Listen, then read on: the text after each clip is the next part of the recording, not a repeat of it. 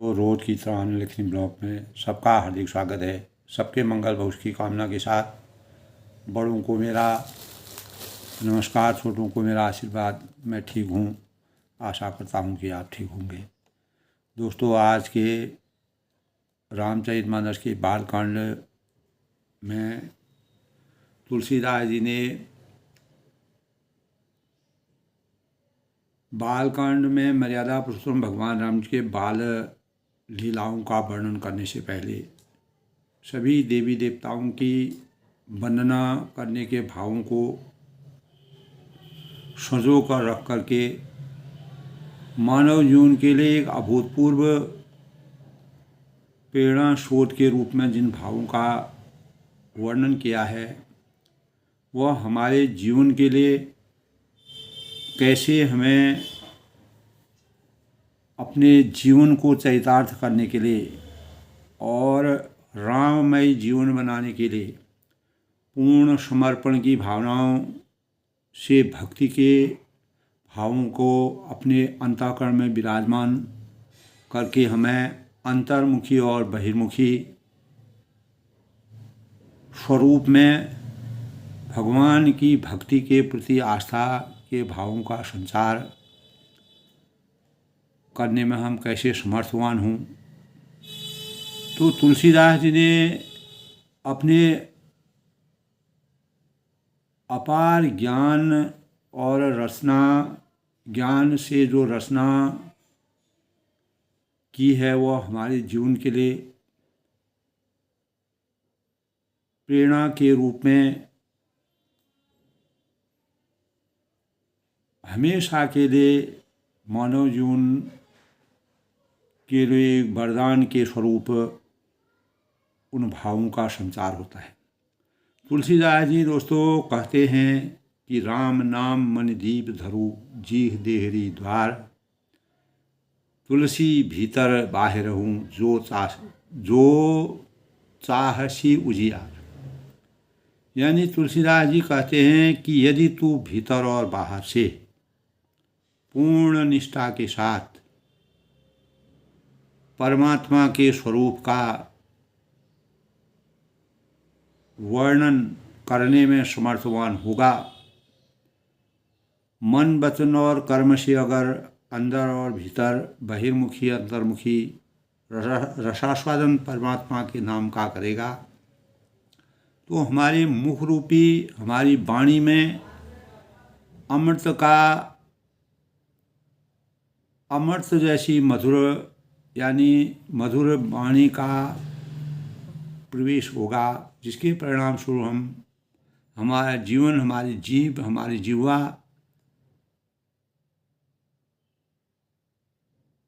में राम भक्ति रूपी मणि के समान जो दीपक है प्रज्वलित होगा और हमारा जीवन अज्ञान रूपी अंधकार से ज्ञान रूपी प्रकाश की बेला से आच्छादित होगा। दोस्तों, इसीलिए तुलसीदास जी ने मर्यादा पुरुषोत्तम भगवान राम जी के वर्षा ऋतु रघुपति भगति तुलसी साल सुधरास, राम नाम बर बरन जुगो सावन भादो मास। तो उन्होंने कहा है कि दोस्तों, श्री रघुनाथ जी की भक्ति वर्षा ऋतु के समान है। वर्षा ऋतु के समान इसलिए कहा है कि दोस्तों, वर्षा ऋतु में अनेक जल हैं, जीव हैं। हमारी प्रकृति में जितने भी चराचर जीव हैं, पेड़ हैं, पौधे हैं, सभी और मनुष्य हैं और पशु हैं, पक्षी हैं, सभी आनंद की अनुभूति करते हैं। यहाँ तक कि जब हमारी खेती होती है तो सावन भादो में दोस्तों धान की खेती पर्याप्त होती है। धान के लिए वर्षा की आवश्यकता होती है। इसीलिए वह धान जो है, जो राम रूपी धान जो है, तो उत्तम सेवक गण धान है, जो उनकी सेवा के लिए वर्षा ऋतु की सेवा, या तुलसीदास जी कहते हैं उत्तम सेवक रूपी सेवक गण जो मर्यादा पुरुषोत्तम भगवान रामचंद्र जी सावन और भादों के समान जो सुख की अनुभूति हमको देते हैं। वर्षा ऋतु से उनका यानी सर्वगुण संपन्नता जो भगवानों में है वही प्रकृति में आच्छादित हो जाती है सावन भादों में। तो तुलसीदास जी कहते हैं कि उत्तम सेवक गण धान है और राम नाम के दो सुंदर अक्षर सावन सब यानी सावन भादों के महीने। र और म जो है वह सावन भादौ माह के समान है। उस नाम में इतनी छवि, इतनी अपार क्षमता है जो इस भवसागर में अमृत की वर्षा करने में समर्थवान है। और दोनों अक्षर मधुर और मनोहर है। जो वर्णमाला रूपी शरीर में नेत्र के समान है, क्योंकि नेत्र से ही हम परमात्मा को साक्षात रूप में देख सकते हैं। आँखों की बदौलत हम पूरे संसार को प्रकाशवान देख सकते हैं। भक्तों के जीवन में तथा श्रवण करने में सबके लिए सुलभ और सुख देने वाले जो परमात्मा है, इस लोक में लाभ और परलोक में निर्वाह जो करते हैं जीवन का, अर्थात भगवान दिव्य धाम परम पूज्य और दिव्य देह से सदा भगवत सेवा में नियुक्त रखते हैं। तो कहत सुनत सुमिरत सुठनी के, राम लखन संप्रिय तुलसी के, वर्णत बनत पीत बिलगाती, ब्रह्म जीव सम सहस है। यानी तुलसीदास जी कहते हैं कि दोस्तों वे कहने, सुनने और श्रवण करने में बहुत ही अच्छे, सुंदर, मधुर प्रतीत होते हैं, लगते हैं। और जो तो राम लक्ष्मण के समान जो प्यारे हैं, यानी वह र आ और म जो दो अक्षर हैं, ये राम और लक्ष्मण के समान और सावन भादौ माह के समान हैं। अलग अलग वर्णन करने में प्रीति हमारे अंतःकरण में बिलगाती है, अर्थात बीज मंत्र की दृष्टि का उच्चारण करती है। अर्थ और फल में भिन्नता हमें दिख पड़ती है, परंतु जीव और ब्रह्म के समान स्वभाव से ही साथ रहने वाले सदा एक रूप और एक रस है। तो नर और नारायण सरिस सुभ्राता, जगपालक विशेष जंत्राता, भगति श्रुतिय कल करण विभूषण, जग हित हेतु विमल विदुषभूषण। यानी ये दोनों अक्षर नर और नारायण के समान हैं। नर नारायण जब एक स्वरूप में आत्मा और परमात्मा का मिलन होता है, उसी प्रकार नर और नारायण का मिलन होता है। और यही नर नारायण जो नर और नारायण है, ये र आम दो शब्दों से मिले हुए राम के स्वरूप हैं। ये जगत के पालनहार हैं, जगत के सृजनहार हैं और जगत के संहार करता भी हैं। विशेष रूप से भक्तों की रक्षा करने वाले। इस नाम का उच्चारण जिस मुंह की दहलीज पर विराजमान हो जाता है, वो अपार छवि को प्राप्त करता है। भक्ति रूपिणी सुंदर स्त्री के कानों में जिस प्रकार कर्णफूल सुशोभित होते हैं, उसी प्रकार स्त्री की शोभा अभूतपूर्व हो जाती है। उसी प्रकार मर्यादा पुरुषोत्तम भगवान राम जी का दो अक्षरों का जो नाम है, वह हमारे जीवन में एक आलिंगन का काम करती हैं, आभूषण का काम करती है, वरदान का काम करती है। जगत के हित के लिए जो निर्मल चंद्रमा और सूर्य के समान है। तो ये सुंदर गति मोक्षी रूपी अमृत के स्वाद और तृप्ति के समान है।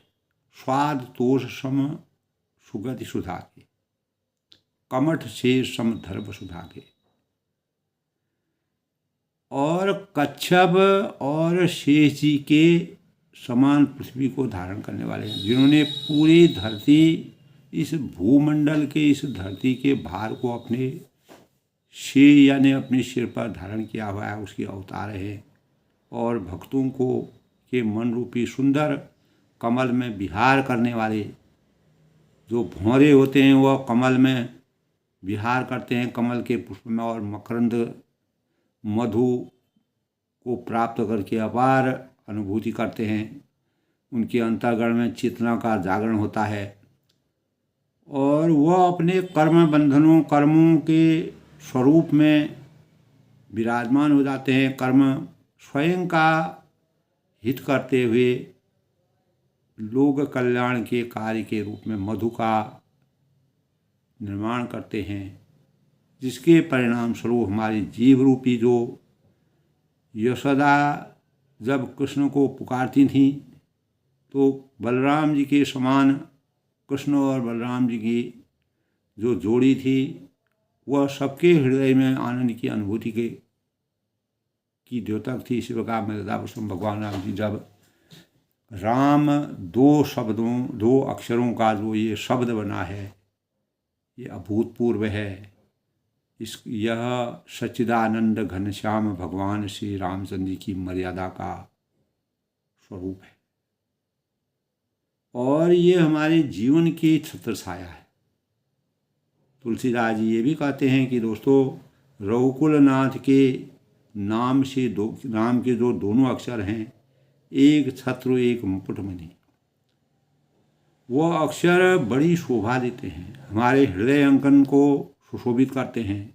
और जिनमें से एक जो है रकार यानी छत्र रूप है, जो हमारे सर को हमारे शरीर को ढकने के लिए जीवन दान देता है, और दूसरा मकार यानी मुकुटमणि, अगर वह नाम अगर किसी के मुकुट पर सुशोभित हो जाता है तो अक्षरों तो वह अपार शोभा से सुशोभित हो जाता है, अपार आलिंगनों से भरपूर हो जाता है। तो दोस्तों समझने से नाम और नामी दोनों एक से लगते हैं। समुझत सरिस नाम और नामी, प्रीति परस्पर प्रभु अनुगामी, किंतु दोनों में परस्पर स्वामी और सेवक के समान प्रीति होती है। अर्थात नाम और नामी में पूर्ण एकता होने पर भी जैसे स्वामी के पीछे सेवक चलता है, उसी प्रकार नाम के पीछे नामी चलते हैं। तब प्रभु श्री रामचंद्र जी अपने राम नाम के अनुगमन करते हैं और नाम लेते ही वहाँ आ जाते हैं। नाम और रूप दोनों ईश्वर की उपाधि हैं। ये भगवान के नाम और रूप दोनों अनिर्वचनीय हैं, यानी अनादि है, इनका न आदि न अंत है, और सुंदर शुद्ध भक्ति युक्त बुद्धि से ही इनका दिव्य अविनाशी स्वरूप जानने में आता है। तो मानव जीवन किस प्रकार से कृतार्थ होता है इस नाम से, इसका वर्णन तुलसीदास ने बड़ी मार्मिक और हृदयस्पर्शी ढंग से किया है। को बड़ छोट कहत अपराध हो, तब तुलसीदास जी कहते हैं कि इन नाम और रूप में कौन बड़ा है कौन छोटा है, यह कहना हमारे लिए अपराध होगा। दोनों का मान मर्यादा बराबर है और दोनों का गठजोड़ एक समान है, दोनों में समान भावों का संचार है और अपार गुणों का भंडार है। तो किसी प्रकार की कमी बेशी हमको उसमें नज़र नहीं आती है। ऐसे दिव्य स्वरूप से साधु पुरुष जो सज्जन लोग होते हैं, जो दिव्य विभूति से आच्छादित लोग होते हैं, स्वयं ही इस बात को समझ देंगे कि मर्यादा पुरुषोत्तम भगवान राम जी का जो र और आ म है, र आ म दो अक्षरों से बना हुआ यह शब्द कैसे तुलसीदास जी ने इनका उस राम रूपी मधु के समान नाम का कैसे प्रशंसा की है, वह हमारे जीवन के लिए और हमारे चेतना के लिए, हमारी जागरूकता के लिए, हमारी मर्यादा के लिए, हमारी आदर्शता के लिए और हमारे संस्कारों को परिमार्जित करने के भावों का संचार अंतःकरण में, प्रत्येक मानव के अंतःकरण में होता है। जब हम इसकी व्याख्या सुनते हैं, कि स्वरूप का आनंद लेते हैं, तुलसीदास द्वारा रचित इस ग्रंथ का अध्ययन करते हैं। तो कोई सा विशेष रूप बिना इसका नाम जाने अपने हथेली पर भी रखा हुआ हो तो पहचाना नहीं जा सकता है। यानी रूप के बिना भी नाम का अगर हम स्मरण करें, अगर रूप ना देखें, केवल नाम का ही हम अपने अंतःकरण में स्मरण करें, तो विशेष प्रेम के साथ हमारे अंतःकरण में वह छवि विराजमान हो जाती है। उस छवि का अपार शोभा का संचार हमारे हृदय में हो जाता है। तो नाम रूप की गति की कहानी, विशेषता की कथा अकथनीय है, कि कोई कथा नहीं। नाम रूप गति अकथ कहानी, समुझत सुखद न परद बखानी। अगुण सगुण बिच नाम सुसाखी, उभय प्रबोधक चतुर दुभाषी। निर्गुण और सगुण ब्रह्म जो होते हैं, कुछ लोग भगवान को साक्षात रूप में मानते हैं। भगवान का एक रूप है, रंग है, गुण है, शील है, उनका साकार रूप है। कुछ लोग भगवान को निराकार रूप में मानते हैं, उनका कोई आकार नहीं है, कोई अंग नहीं है, कोई रूप नहीं है, वह अंतस में रहते हैं और वह सर्वत्र विराजमान हैं। और सगुण और निर्गुण की भावनाएं, भक्ति के भाव एक हैं, लेकिन स्वरूप अलग अलग है। तो नाम सुंदर, उनके नाम में ही नाम जो है वह हमारे अंतःकरण में उसका साक्षी बन जाता है। और दोनों का यथार्थ ज्ञान, सगुण और ब्रह्म में ज्ञान कराने वाला चतुर दुभाषिया जो है, जो इस प्रकार की गणना करके, इस प्रकार के भावों का संचार करके सगुण और निर्गुण के बीच के अंतर को दूर करके हमारे जीवन को सार्थक बनाने में कामयाबी हासिल करता है, वही भाव तुलसीदास ने अपने रचना के द्वारा मानव जीवन को चरितार्थ किया है। तो मर्यादा पुरुषोत्तम भगवान उनको चाहे हम सगुण रूप में माने, निर्गुण रूप में माने, लेकिन जब वो हमारे अंतःकरण में, हमारे जीव रूपी मणि में जब वह आच्छादित हो जाते हैं, तो वह हमारे जीवन को किस प्रकार से परिमार्जित करते हैं, हमारे जीवन को उज्जवल करते हैं, हमको सफलता, हमारे को अपार ज्ञान और भक्ति का संचार करते हैं। तो तुलसीदास ने इस प्रकार कहा है कि यदि तू भीतर, यानी बाहर और भीतर से मर्यादा पुरुषोत्तम भगवान राम जी की जो नाम है, इन दोनों से अपने अंतर्गुण को प्रकाशित करो, तो मुख रूपी द्वार जो है हमारा, प्रवेश जो है जीव रूपी देहली पर, इन्हें मर्यादा पुरुषोत्तम भगवान राम जी ने जब काघुसंडी जैसों को अपने मुख में प्रवेश कराया, एक मच्छर के रूप में प्रवेश कराया, तो पूरा ब्रह्मांड उनके अंतःकरण में निहित था, विराजमान था, जिसके परिणाम स्वरूप काघुसंडी जो है भयभीत हो गई। तब मर्यादा पुरुषोत्तम भगवान राम जी मधुर स्वभाव से मुस्कुराने लगे। तब उन्होंने कहा कि ये इसके लिए असहनीय हो जाएगा। जब उन्होंने 3 लोक और ब्रह्मांड का पूरा स्वरूप अपने अंदर दिखाया, तो उसी अंदर के स्वरूप को जागृत करने की आवश्यकता है। तो परमात्मा का प्रवेश जब वहाँ हो जाएगा, तब काघुसंडी जी को भगवान की भक्ति का वास्तविक ज्ञान प्राप्त हुआ। तो वही जीव रूपी जो दहलीज पर राम नाम रूपी मणि दीपक को रख करके हमारा जीवन कृतार्थ होता है, उन्हीं भावों का संचार तुलसीदास ने किया है। तो दोस्तों, इससे पहले आज के शो पंचांग के भावों की रस्म के भाव। दोस्तों, आज 13 नवंबर 2024 कार्तिक माह के शुक्ल पक्ष की द्वादशी तिथि का आज शुभारंभ है। आज द्वादशी तिथि है और बुधवार का दिन है। चंद्रमा आज मीन राशि में प्रवेश करेंगे।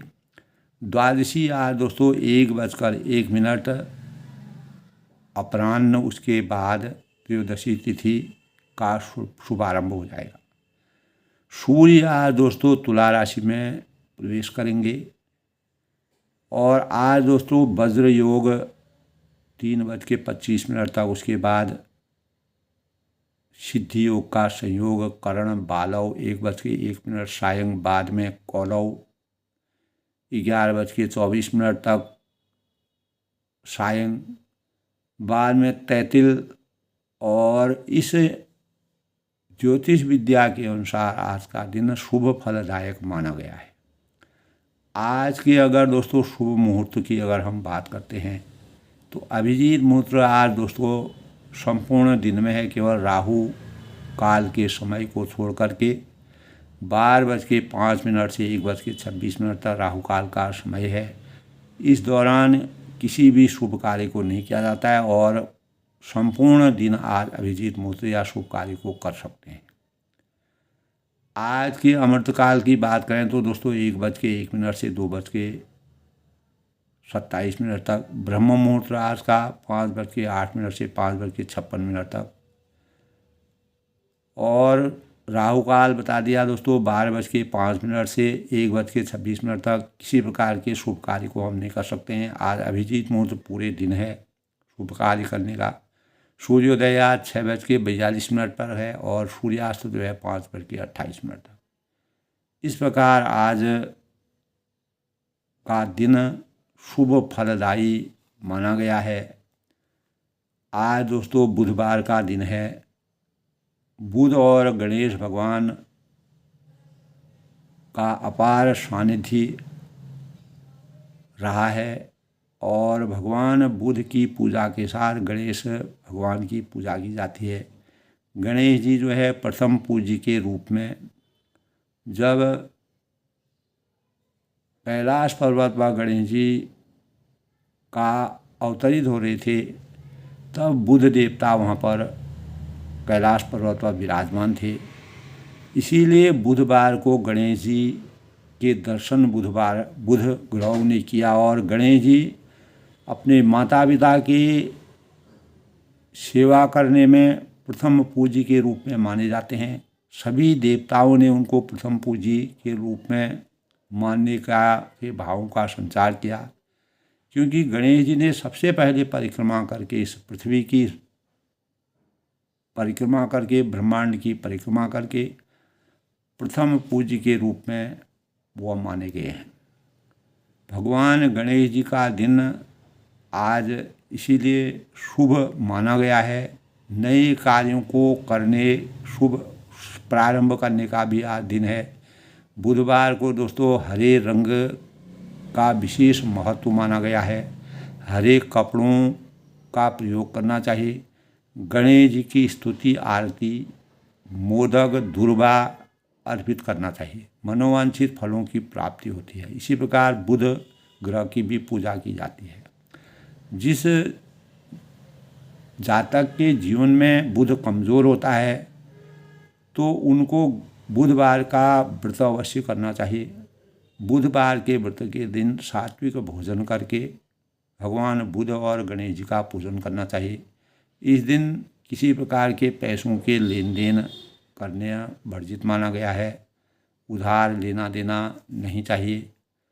और बुध की पूजा का सबसे बड़ा महत्व है। भगवान बुध जो है वह विद्या, बुद्धिमत्ता और सुकृति के प्रतीक माने गए हैं। और गणेश जी की पूजा अर्चना करने से हमारे जीवन में शांति और मनोकामनाओं की पूर्ति होती है।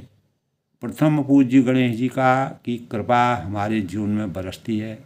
इस दिन किसी प्रकार के भी गलत भाषा या अपशब्दों का प्रयोग नहीं करना चाहिए, क्योंकि जिससे हमारे जीवन में नकारात्मक भावों का संचार हो। और किसी से किसी प्रकार का उधार लेना देना नहीं करना चाहिए। आज बुधवार को दोस्तों पुष्य नक्षत्र होता है। ज्योतिष के अनुसार भगवान गणेश जी को लाल किताब के अनुसार माता दुर्गा की पूजा की जाती है। और अनेक प्रकार के मनोवांछित फलों की प्राप्ति के द्योतक के रूप में यह दिन माना जाता है। गणेश भगवान और जन्म के समय बुध वहाँ पर थे, जैसे मैंने आपको बताया, इसीलिए बुध और गणेश जी का पूजन किया जाता है। और बुध देव ने गणेश जी के दर्शन प्राप्त करने के बाद हमेशा उनके साथ ही उनका पूजन किया जाता है।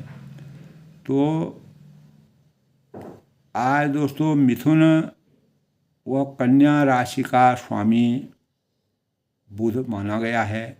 बुधवार की देवी दुर्गा माता है, इसीलिए कहा गया है गजाननं भूतगणाधिसेवितं कपिध्वजम्बो फलसार भक्षणं उमा सुतं शोक विनाशकारकं नमामि विघ्नेश्वर पादुकं। विघ्नेश्वराय वरदाय सुप्रियाय लंबोदराय शकुलाय जगद्विताय यानी नागाननाय श्रुतयज्ञ विभूषिताय गौरी सुताय गणनाथ नमो नमस्तस्ते। वक्रतुंड महाकाय सूर्यकोटि संप्रभु निर्विघ्नं कुरु मे देवी देव शुभ कार्येषु सर्वथा। एक दंताय विघ्नये वक्रतुंडाय धीमहि तन्नो देवी प्रचोदयात्। इस प्रकार गणेश जी का पूजन और ओम गण गणपते नमः का जाप करना चाहिए। इसी से हमारे जीवन में बुद्धि, विवेक और सुकृति का संचार होता है और हमें मनोवांछित फलों की प्राप्ति होती है। हमारा जीवन सुखमय व्यतीत होता है और जीवन में आनंद की अनुभूति होती है। तो दोस्तों इस प्रकार गणेश जी का वंदन करने से हमारे जीवन में शुचिता के भावों का संचार होता है। तो तुलसीदास ने सबसे पहले वाणी और शब्द यानी जो मर्यादा पुरुषोत्तम भगवान के नाम में हमारी वाणी के अंदर अगर उस राम रूपी राम शब्द अगर हमारी वाणी में अंतर्निहित हो जाता है तो हमारा जीवन कितना कृतार्थ होता है। तो वाणी के संयम से यानी काफ़ी कोई अपने को अकेला समझता है या अकेला ही काफ़ी हूँ, तो शब्द वही है, केवल क्रम बदला है, किंतु भावार्थ तो दोस्तों बिल्कुल बदल गया है। वही अंतर है कि नकारात्मक और सकारात्मक सोच एवं वाणी और शब्द दो ऐसे माध्यम हैं जिनके प्रयोग से हम बहुत कुछ कमा सकते हैं, अर्जित कर सकते हैं, अपना जीवन लाभ उठा सकते हैं, जीवन में शुचिता का संचार कर सकते हैं। तो और अगर हम उस वाणी का सही ढंग से सदुपयोग नहीं करेंगे तो हम अपने जीवन को गंवा भी सकते हैं। तो अनुभूति की अभिव्यक्ति वाणी के द्वारा ही होती है और वाणी हमारी अनमोल संपत्ति और अनुपम निधि है। यदि हमारे तुलसीदास जी ने जिस प्रकार की वाणी से रामचरितमानस की रचना की, तो अगर उनके पास वाणी की शक्ति न होती तो वह अपने विचारों को मूर्त रूप नहीं दे सकते। तो नहीं साहित्य और संस्कृति और धर्मशास्त्र, दर्शन, कला और विज्ञान आदि का निर्माण संभव होता। तो तुलसीदास ने जो चौपाइयाँ लिखी हैं, जो श्लोक लिखे हैं, जो छंद लिखे हैं, जो सोरठा लिखे हैं, जो दोहे लिखे हैं, अगर उनकी वाणी में कला नहीं होती तो सरस्वती का विराजमान अगर उनकी वाणी में नहीं होता, वह राम, र और आ और म का सही सदुपयोग नहीं कर पाते और मानव चेतना को नहीं जगा पाते। तो चिंतन की गहनता और विचारों की निर्मलता और भावों की भव्यता, प्रेरणा की पवित्रता जब हमारी अंतःकरण में आ जाती है तो इन गुणों से परिपूर्ण वाणी ही जो भी श्रोता होते हैं उनके हृदय अंकन में स्पर्श करती है, जिन्हें प्रेरित करती है। तो शब्द हमें बहुत प्रभावित करते हैं। तो शब्द की डोर के सहारे ही मन दौड़ता है और भूत से लेकर भविष्य तक छलांग लगा देता है। यही हमारे भूत से लेकर भविष्य तक का निर्माता होता है। तो शब्द का आश्रय पाकर कल्पना, चिंतन एवं विकल्प उभरता है।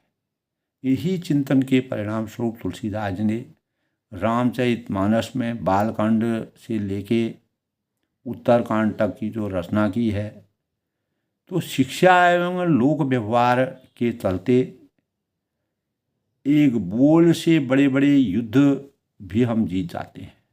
संघर्षों से और अनेक प्रकार की चुनौतियों से हम समझौता करने में समर्थवान हो जाते हैं। तो एक यानी वचन की जौहरी की तरह, वचन की जौहरी की तरह परख एवं समझकर बोलना तुलसीदास जी का सबसे बड़ा मंतव्य था, क्योंकि आग का जला समय पाकर अच्छा भी हो जाता है, किंतु वचन का घाव सदैव तो श्रेयकर यही है कि अपशब्द को भूलकर भी कभी नहीं कहना चाहिए। और एक बार का बोला गया कटु वचन अनेक बार के मृदु वचनों का संहार कर देता है और लोग शंका और अविश्वास की दृष्टि से देखते लगते हैं। धर्म का निवास भी हृदय से ही निकलता है, मधुर वाणी से निकलता है और ममतामयी स्निग्ध दृष्टि में होता है। नम्रता और प्रिय संभाषण ही तो हमारे दुर्लभ आभूषण हैं और मृदु वचनों से उत्पन्न हमारी कीर्ति ज्योत्सना की भांति आनंद को बढ़ाने वाली होती है। तो इस प्रकार तुलसीदास जी ने दोस्तों जैसे कहा है, राम नाम मन दीप धरु दीपक देहरी द्वार, तुलसी भीतर बाहर हूँ जो तारूँ उजिया। यानी तुलसीदास जी कहते हैं कि यदि तू भीतर और बाहर दोनों में उजाला चाहता है तो मुख रूपी द्वार की जीव रूपी देहली पर राम नाम रूपी मणि दीपक को रख। इसी से अपने जीवन को में अभूतपूर्व परिवर्तन करने में मनुष्य भावना प्रधान प्राणी है। उसके विचार, उसके स्वभाव और ज्ञान का प्रतिनिधित्व करते हैं।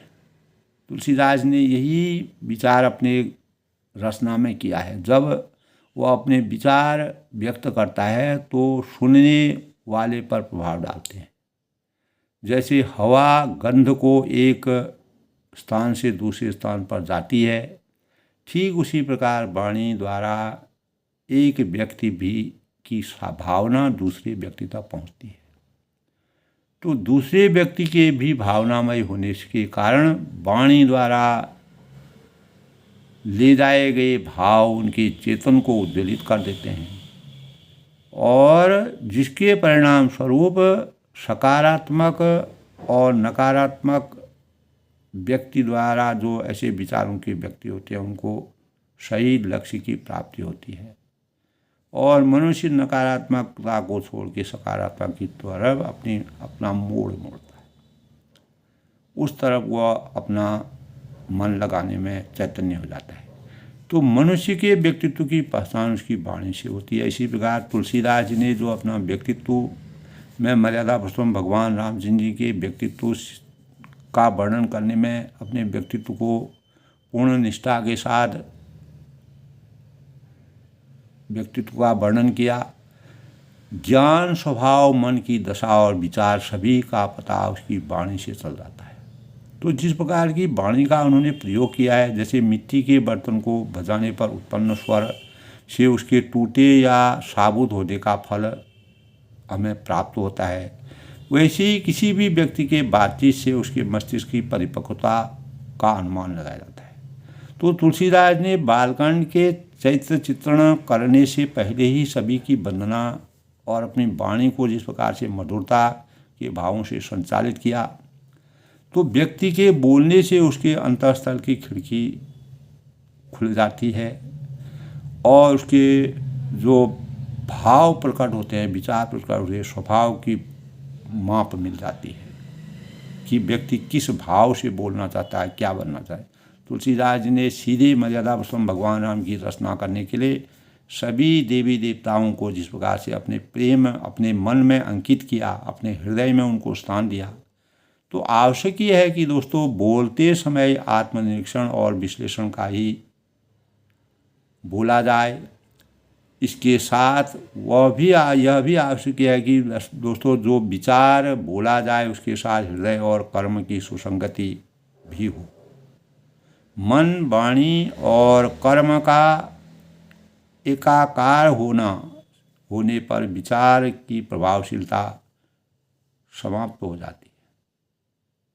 यानी वास्तव में जब व्यक्ति बोलता है कुछ और करता कुछ और है, तब उसकी बात बनावटी होती है। लेकिन तुलसीदास ने जो कहा, जो बोला, वही अपने भाव में संपादित किया, वैसे ही अपने विचार रखे, उसी प्रकार का व्यक्तित्व बनाया। तो एक बार अपने पुत्र की बहुत अधिक गुड़ खाने से कोई आदमी बहुत परेशान था, तो उसके पुत्र के गुड़ छोड़ने को नहीं कहा, तो असल में वह स्वयं भी बहुत अच्छी गुड़ खाने में प्रवीण था। यानी मधुर मीठी चीज़ का सेवन करना, जो अच्छे गुणों को अगर हम एक बार गुड़ खाने का प्रयास करते हैं तो हमारा मन भी उसी में लगता है। तो परमात्मा की भक्ति में हमारा गुड़ के समान हमारा लीन हो जाते हैं, उसकी आदत हो जाती है हमको। तो पहले उन्होंने गुड़ खाना छोड़ा और उसके बाद बालक ने गुड़ छोड़ देने की बात कही। तो महानता का लक्षण यह है कि व्यक्ति की वाणी से वही प्रकट होगा जो उसके विचार और कर्म में परिलक्षित होता है। तो अगर हम अच्छे भावों को छोड़ देंगे तो वो हमारी कर्महीनता का कारण है। तो हमें अच्छे भावों से अपनी वाणी को, जैसे तुलसीदास ने अपनी वाणी के संयम से अपार ज्ञान का संचार करते हुए बालकांड में ही इस प्रकार का वर्णन किया है, जो हमारे अंतःकरण में अपार छवि और ज्ञान की राशि का संचार करता है।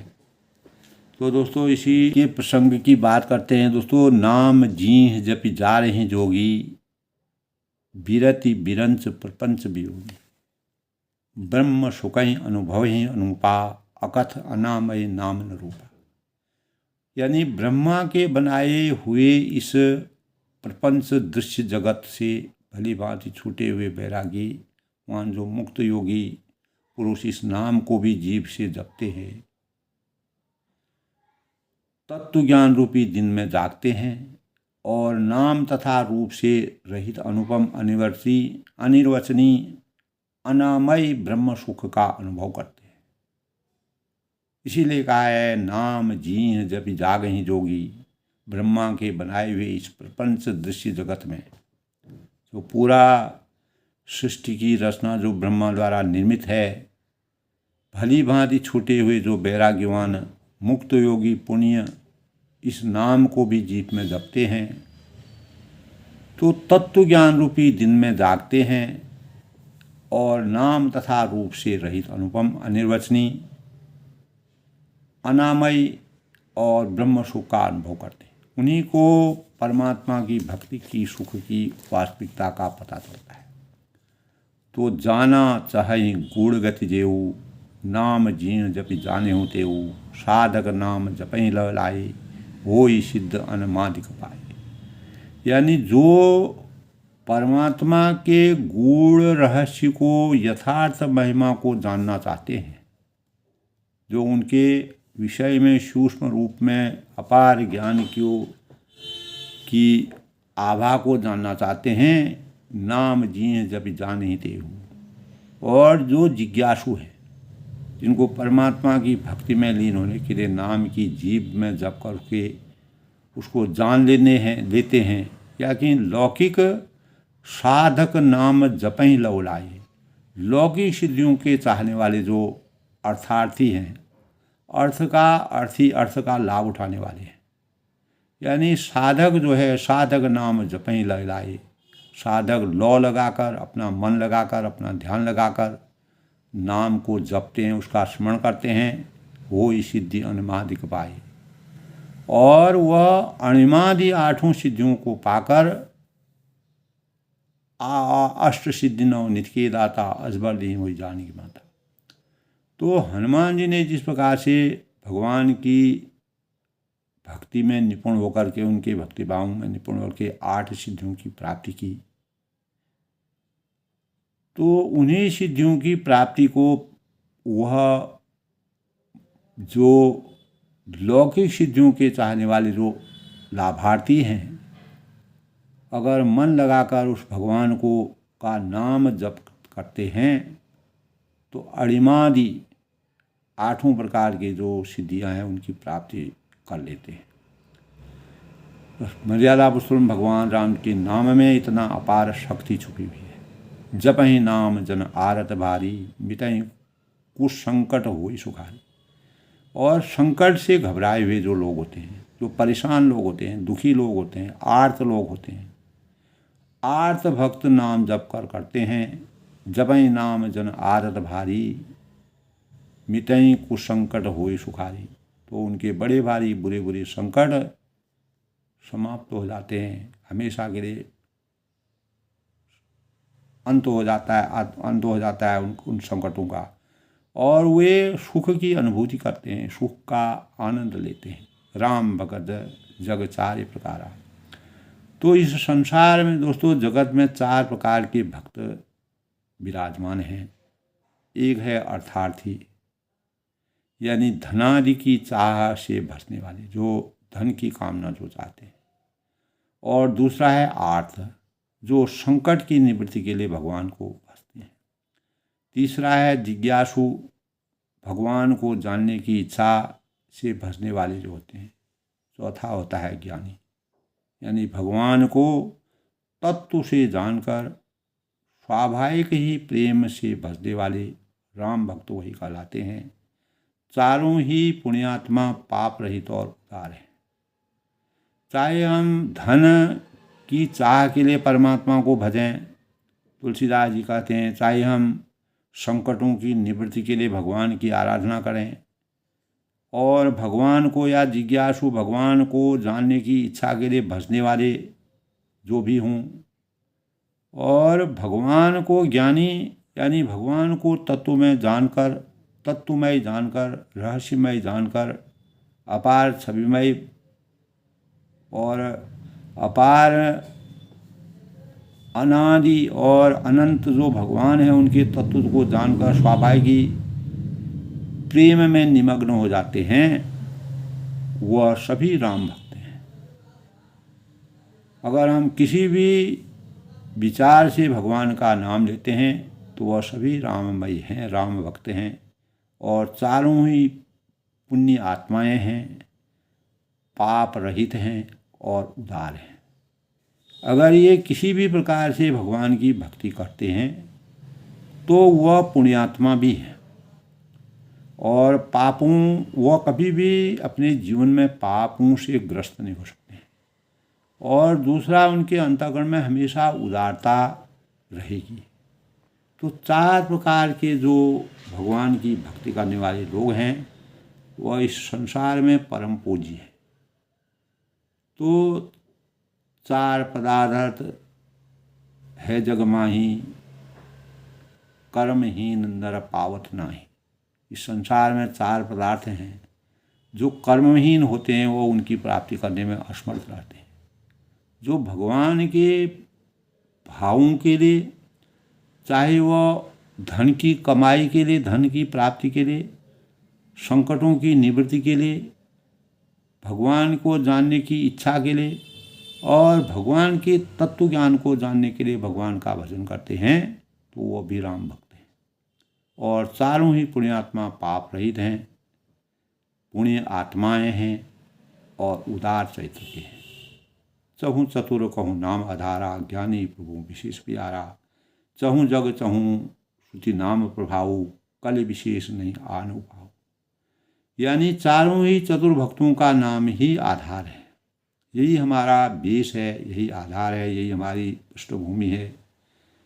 ज्ञानी प्रभु विशेष प्यारा, इनमें ज्ञानी जो है, अंत में जो ज्ञानी आता है वह भगवान को सबसे ज़्यादा प्रिय है। क्योंकि विशेष रूप से वह प्रिय इसलिए है तो चारों युगों में, चारों वेदों में, युगवेद, यजुर्वेद, सामवेद, अथर्ववेद, चारों वेदों में, और चार युग सत्युग, त्रेता युग और द्वापर युग और कलयुग, तो चारों युगों में, चारों वेदों में नाम उनका उजागर है, सुनने लायक है और प्रभुत्वकारी है। परंतु कलयुग में जो अंत युग है, कलयुग का प्रथम चरण इसमें चल रहा है दोस्तों, विशेष रूप से है।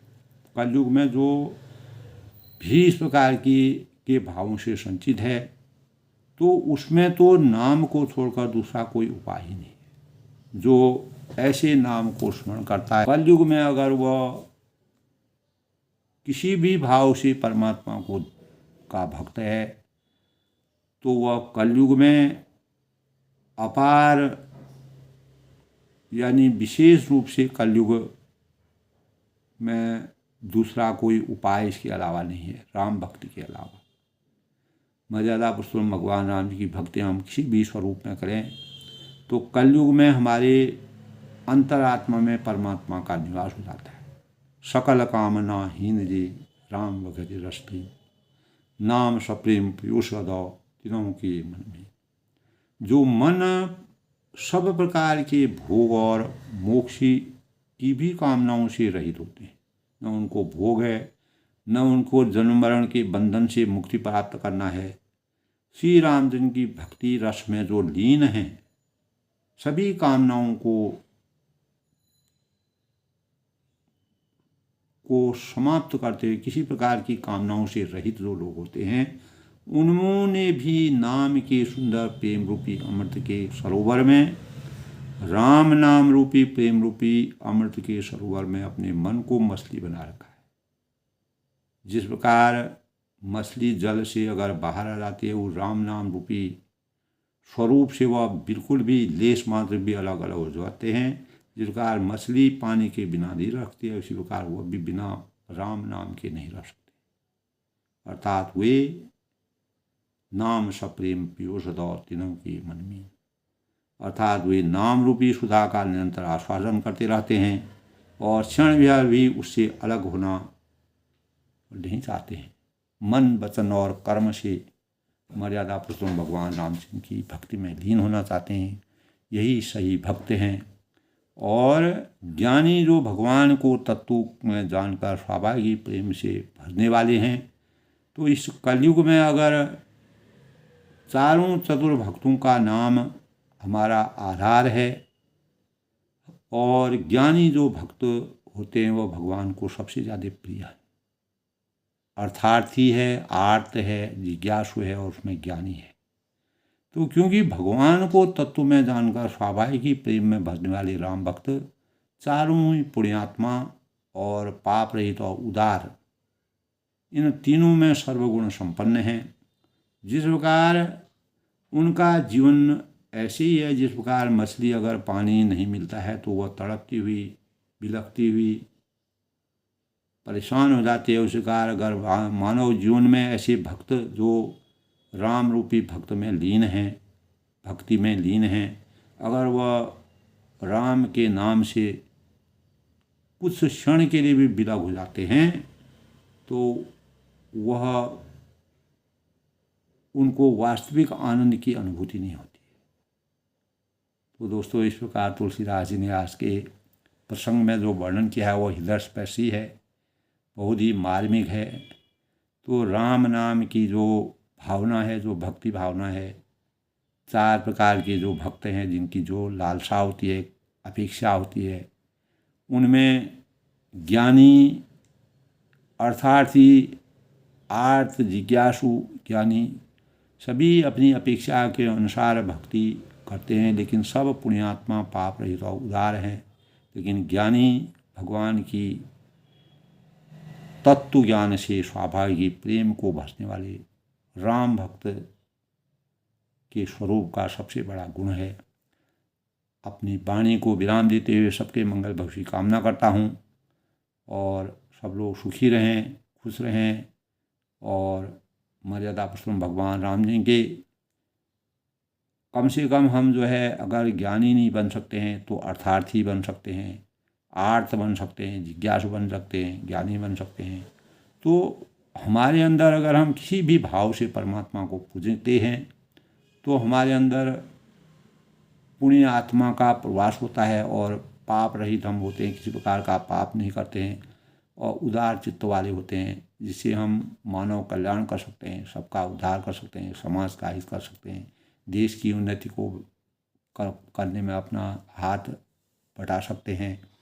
तो जो होनहार लोग हैं, आगे बढ़ने वाले हैं, जो कर्णधार हैं, जो देश की संपत्ति है, उनको इन भावों को अपने अंतःकरण में रखना चाहिए, जिससे वह अपने जीवन के कर्तव्यों का पालन करने में समर्थवान हैं, किसी भी भाव से अपनी सफलता और लक्ष्य को पहुंचते हैं।